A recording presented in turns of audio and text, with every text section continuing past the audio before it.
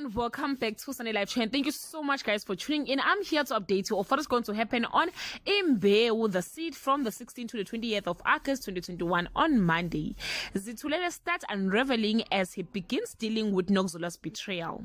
Mazulu thinks Thokozile planned to provoke Amadonsela and appeal to Nkululeko for his help on Tuesday. Like a leopard dispensing its prey, Menzi tells Zaketi he was only using her. Shreya suggests Nirupa follows her heart desire with Menzi on Wednesday. It's a game of setup in the Bengu house. Celiwe proposes a very unsuitable suitor for Zaketi, and Duduzile wants her nephew Skantsonto to be considered on Thursday. Nkululeko tries to convince his mother to confess to pushing Donsi, but Thokozile won't.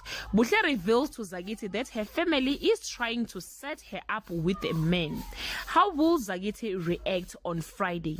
Phakade and Sebenzile are flustered and embarrassed when Duduzile implies that they are an item in the middle of a church meeting.